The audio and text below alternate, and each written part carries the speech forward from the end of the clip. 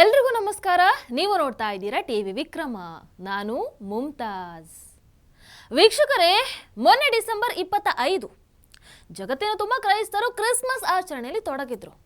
ಭಾರತದಲ್ಲೂ ಕೂಡ ಬಹುಸಂಖ್ಯಾತ ಹಿಂದೂಗಳು ಕ್ರೈಸ್ತರ ಧಾರ್ಮಿಕ ಆಚರಣೆಯನ್ನ ಗೌರವಿಸಿ ಕ್ರಿಸ್ಮಸ್ ಆಚರಣೆಗೆ ಸಂಪೂರ್ಣವಾಗಿ ಅವಕಾಶವನ್ನು ಮಾಡಿಕೊಟ್ಟಿದ್ರು. ಆದರೆ ಇದರ ಮಧ್ಯ ಇದೇ ಡಿಸೆಂಬರ್ 25ರಂದು ಈಗ ಹೊಸ ಒಂದು ಆಚರಣೆ ಶುರು ಮಾಡಿದ್ದಾರೆ. ನಮ್ಮ ಹಿಂದೂಗಳ ನಡುವೆ ಇರುವಂತಹ ಪ್ರಗತಿಪರರು, ಎಡಪಂಥೀಯರು, ಸನಾತನ ಧರ್ಮ ವಿರೋಧಿಗಳು ಈ ಒಂದು ಆಚರಣೆಯನ್ನು ಶುರು ಮಾಡಿಬಿಟ್ಟಿದ್ದಾರೆ. ಅದರ ಹೆಸರು ಮನುಸ್ಮೃತಿ ದಹನ ದಿವಸ.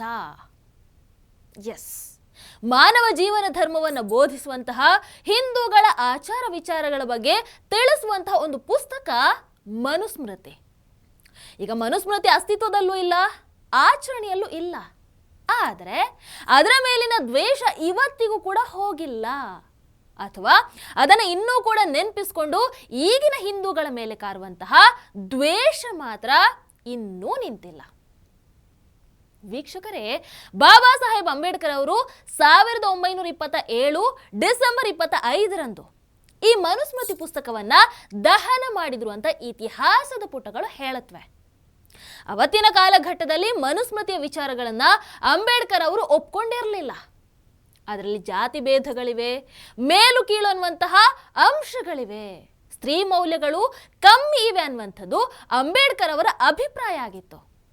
ಹೀಗಾಗಿ ಅವರು ಸಾಂಕೇತಿಕವಾಗಿ ಮನುಸ್ಮೃತಿ ಪುಸ್ತಕವನ್ನ ಸುಡುವ ಮೂಲಕ ಅದರ ವಿಚಾರಗಳ ಬಗ್ಗೆ ತಮ್ಮ ವಿರೋಧವನ್ನ ವ್ಯಕ್ತಪಡಿಸಿದ್ರು. ಅಂಬೇಡ್ಕರ್ ಅವರದ್ದು ಮೇರು ವ್ಯಕ್ತಿತ್ವ, ಅವರು ಬದುಕಿ ಬಂದಿದ್ದಂತಹ ರೀತಿ, ಅವತ್ತಿನ ಸಾಮಾಜಿಕ ಪರಿಸ್ಥಿತಿ, ಅವರು ಅನುಭವಿಸಿದ್ದಂತಹ ಅಸ್ಪೃಶ್ಯತೆ, ಇವೆಲ್ಲದರಿಂದಾಗಿ ಮನುಸ್ಮೃತಿಯ ಬಗ್ಗೆ ಅವರೊಳಗೆ ಒಂದು ವಿರೋಧ ಭಾವ ಹುಟ್ಟಿತ್ತು. ಸೊ ಹೀಗಾಗಿ ಅವತ್ತು ಅವರು ಅದನ್ನು ಸುಟ್ಟಿದ್ರು. ಆದರೆ ಅದನ್ನು ಒಂದು ಐತಿಹಾಸಿಕ ಘಟನೆ ಅನ್ನೋ ಥರ 90 ವರ್ಷಗಳ ನಂತರ ಕೂಡ ಇವತ್ತು ಮನುಸ್ಮೃತಿಯನ್ನು ಸುಡೋದನ್ನೇ ಆಚರಣೆ ಮಾಡ್ತಾ ಇದ್ದಾರೆ ಅಂತ ಹೇಳಿದ್ರೆ ಅದು ಎಷ್ಟರ ಮಟ್ಟಿಗೆ ಸರಿ? ಮನುಸ್ಮೃತಿ ಪುಸ್ತಕ ಈಗ ಎಲ್ಲಿ ಕೂಡ ಚಾಲ್ತಿಯಲ್ಲಿ ಇಲ್ಲ, ಆಚರಣೆಯಲ್ಲೂ ಇಲ್ಲ. ಅದನ್ನು ಯಾರು ಕೂಡ ಒಂದು ರೂಲ್ ಬುಕ್ ತರ ಪರಿಗಣಿಸ್ತಾನೂ ಇಲ್ಲ. ಆದ್ರೂ ಯಾಕೆ ಆ ಪುಸ್ತಕದ ಮೇಲೆ ಇವತ್ತಿಗೂ ಕೂಡ ದ್ವೇಷವನ್ನು ಕಾರ್ತಾ ಇದ್ದಾರೆ? ತಮಾಷೆಗೆ ಹೇಳೋದಾದ್ರೆ, ಪ್ರತಿ ಡಿಸೆಂಬರ್ 25ನೇ ತಾರೀಕು ದೇಶದ ತುಂಬ ಮನುಸ್ಮೃತಿ ಪುಸ್ತಕ ಪ್ರಿಂಟ್ ಮಾಡಿಸಿದ್ರೆ ಈ ಜನಗಳದನ್ನು ಸುಡೋದಕ್ಕೋಸ್ಕರ ಮನುಸ್ಮೃತಿಯನ್ನ ಖರೀದಿ ಮಾಡಬಹುದಾ? ಆ ಮೂಲಕ ಆ ಪುಸ್ತಕ ಪ್ರಿಂಟ್ ಮಾಡಿದವನು ಕೋಟ್ಯಾಧೀಶ ಆಗಬಹುದಾ?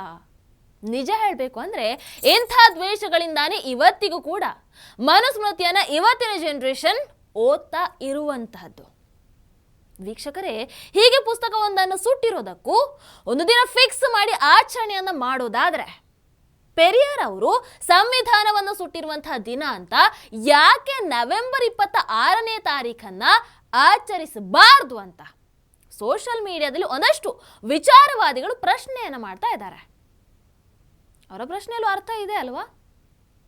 ಎಡಪಂಥೀಯರು, ಪ್ರಗತಿಪರರು, ಬುದ್ಧಿಜೀವಿಗಳು ಪೆರಿಯಾರ್ ಅವರನ್ನ ತಮ್ಮ ನಾಯಕ ಅಂತ ಪರಿಗಣಿಸ್ತಾರೆ. ಅಂತಹ ಮಹಾನುಭಾವ 1957 ನವೆಂಬರ್ 26ನೇ ತಾರೀಕು ಸಂವಿಧಾನವನ್ನು ಸುಟ್ಟು ಹಾಕ್ತಾರೆ ಅಂತ ಹೇಳುತ್ತೆ ಇತಿಹಾಸದ ಒಂದು ಪುಟ.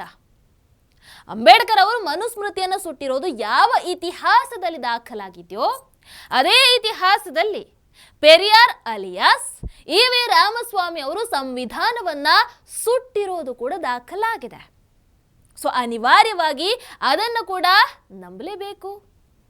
ಸಂವಿಧಾನವನ್ನು ಅತ್ಯಂತ ಶ್ರೇಷ್ಠ ಅಂತ ಭಾವಿಸುವಂತಹ ಈ ದೇಶ ಯಾಕೆ ಪೆರಿಯಾರ್ ಅವರು ಸಂವಿಧಾನಕ್ಕೆ ಬೆಂಕಿ ಹಚ್ಚಿದ ಘಟನೆಯನ್ನ ವಿರೋಧ ಮಾಡಲ್ಲ?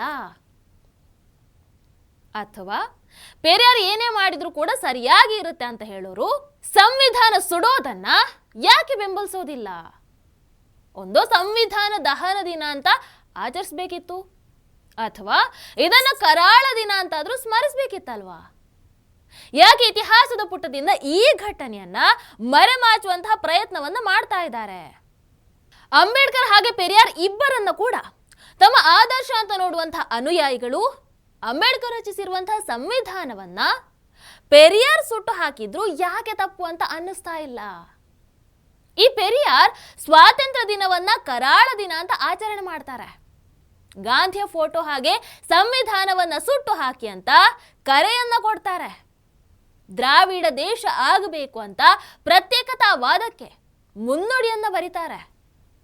ಅದಕ್ಕೆ ಅಂಬೇಡ್ಕರ್ ಅವರು ಬೆಂಬಲವನ್ನು ಕೊಡಲಿಲ್ಲ ಅಂತ ಅವರ ಮೇಲೆ ದ್ವೇಷವನ್ನ ಕಾರ್ತಾರೆ. ಅಂಬೇಡ್ಕರ್ ಬ್ರಾಹ್ಮಣರಿಂದ ಲಂಚವನ್ನ ತಗೊಂಡ್ರು ಅನ್ನುವಂತಹ ಆರೋಪವನ್ನು ಕೂಡ ಮಾಡ್ತಾರೆ. ಆರ್ಯರ ಬಗ್ಗೆ ಸುಳ್ಳು ಕಥೆಯನ್ನ ಕಟ್ತಾರೆ. ದಲಿತರಿಗಾಗಿ ಅಂಬೇಡ್ಕರ್ ಅವರು ಮೀಸಲಾತಿ ತಂದ್ರೆ ಅವರನ್ನ ದ್ರಾವಿಡ ವಿರೋಧಿ ಅಂತ ಬಿಂಬಿಸೋದಕ್ಕೆ ಟ್ರೈ ಮಾಡ್ತಾರೆ. ಖುದ್ದು ಜವಾಹರ್ಲಾಲ್ ನೆಹರು ಈ ಪೆರಿಯಾರ್ ಅವರನ್ನ ಹುಚ್ಚಾಸ್ಪತ್ರೆಗೆ ಸೇರಿಸಬೇಕು ಅಂತ ಪತ್ರವನ್ನ ಬರೀತಾರೆ. ವಿಪರ್ಯಾಸ ನೋಡಿ, ಇಂತಹ ಒಬ್ಬ ವ್ಯಕ್ತಿ ಅಂಬೇಡ್ಕರ್ ರಚಿಸಿರುವಂತಹ ಸಂವಿಧಾನವನ್ನ ಸುಟ್ಟು ಹಾಕಿದ್ದನ್ನ ಮಾತ್ರ ಅಂಬೇಡ್ಕರ್ ಬೆಂಬಲಿಗರು ಕೂಡ ಒಪ್ಪೋದಕ್ಕೆ ಸಿದ್ಧ ಇಲ್ಲ. ಪ್ರೂಫ್ ಅನ್ನ ಕೇಳ್ತಾರೆ. ನವೆಂಬರ್ 26ನೇ ದಿನವನ್ನ ಇಡೀ ದೇಶ ಒಕ್ಕೊರಲಿಂದ ಕರಾಳ ದಿನವಾಗಿ ಆಚರಿಸಬೇಕು. ಪೆರಿಯಾರ್ನ ಆ ಕೃತ್ಯವನ್ನ ಒಗ್ಗಟ್ಟಿನಿಂದ ವಿರೋಧಿಸಬೇಕು. ಆದರೆ ದೇಶ ಮನುಸ್ಮೃತಿಯನ್ನು ಸುಟ್ಟಿದ್ದನ್ನ ನೆನಪಿಸ್ಕೊಳ್ಳುತ್ತೆ.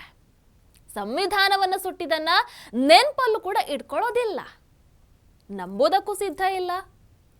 ಇತಿಹಾಸವನ್ನು ಕೂಡ ಸೆಲೆಕ್ಟಿವ್ ಆಗಿ ಓದ್ಕೊಂಡ್ರೆ, ಸೆಲೆಕ್ಟಿವ್ ಆಗಿ ನಂಬಿದ್ರೆ ಆಗುವಂಥ ಅಪಾಯ ಇದು. ಎನಿವೇಸ್, ಪೆರಿಯಾರ್ ಅವರು ಸಂವಿಧಾನವನ್ನು ಸುಟ್ಟಿರೋದೇ ಸುಳ್ಳು ಅಂತಾದ್ರೆ ಅದನ್ನು ಸಾಕ್ಷಿ ಸಮೇತ ಅವರ ಬೆಂಬಲಿಗರು ಪ್ರೂವ್ ಮಾಡಲಿ ಅಂತ ಕೇಳ್ಕೊಳ್ತಾ ಈ ಕಾರ್ಯಕ್ರಮವನ್ನ ಮುಗಿಸ್ತಾ ಇದ್ದೀನಿ. ನಮಸ್ಕಾರ. ಟಿವಿ ವಿಕ್ರಮ, ದೇಶ ನಿಮ್ಮ ಕೈಯಲ್ಲಿ. ಈ ಕಾರ್ಯಕ್ರಮ ನಿಮಗೆ ಇಷ್ಟ ಆಗಿದ್ದಲ್ಲಿ ಲೈಕ್, ಶೇರ್ ಹಾಗೂ ಕಮೆಂಟ್ ಮಾಡಿ. ಟಿವಿ ವಿಕ್ರಮದ ಕಾರ್ಯಕ್ರಮಗಳನ್ನು ನಿರಂತರವಾಗಿ ವೀಕ್ಷಿಸಲು ಸಬ್ಸ್ಕ್ರೈಬ್ ಮಾಡಿ, ಬೆಲ್ ಐಕನ್ ಒತ್ತಿ.